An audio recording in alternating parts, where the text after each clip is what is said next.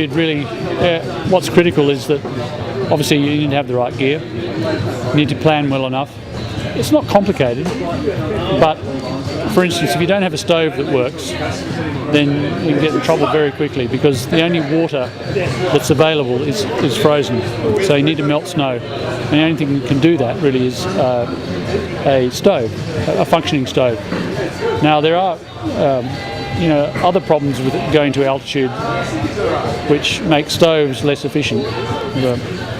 Less oxygen. If you're using a liquid fuel stove, a lot of areas where high altitude occurs have compromised quality in the fuel. So you've got to filter your fuel if you're using liquid fuel. These days, propane, butane mixed gas stoves are, well, the most efficient, the most easy to use, but it can be hard to find a good source, a source of those canisters, those gas canisters. So you need to be able to ensure that where you're going to has those canisters available.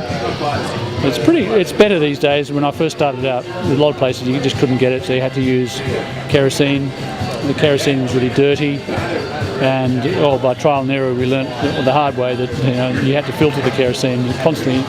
Well, initially we didn't even know that you had to clean your stoves, so we were really lucky to be able to survive, I suppose. But having said that, well, as stoves improved in performance, they became more finicky. So, the old-fashioned primer stoves were, that Scott and Shackleton and Co. used were very reliable, but they didn't tend to work that well at altitude. And if you read accounts from people like Tillman, they're always complaining about their stoves. These days it's much easier. It's a little bit like, 100-metre race. You'd think they'd plateau, but people do keep breaking the record. It's not quite like that, actually.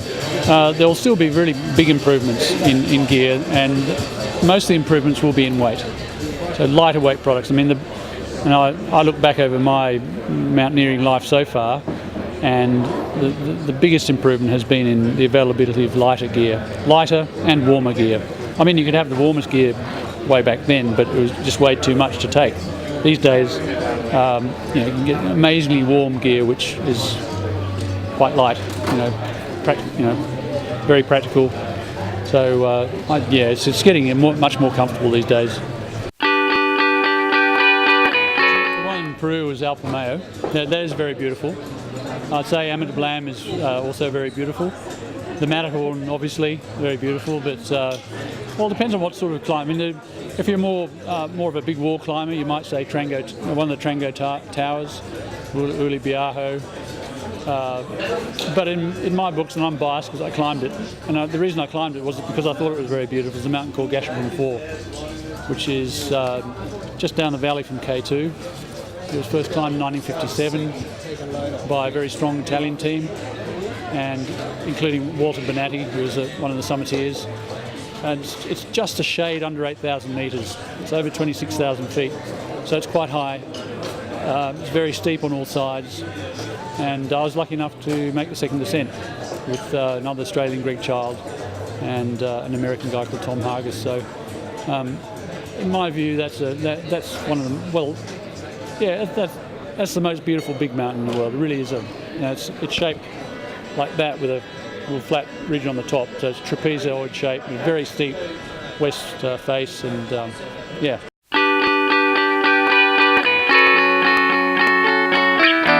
Most beautiful mountain in Australia. This is a hard one. I've seen lots of hills that are very pretty, and I'll probably Feathertop, I'd say. In winter, Mount Feathertop takes a lot of beating, especially if you're going up there on the first fine day after a big storm, or a cold storm, and there's a lot of powder snow lying around amongst the snow gums. That's pretty, and it's unique. There's nothing else like that in the world. Outer Edge want to do an expedition in Australia of some sort, any sort, and we want you to tell us what it should be.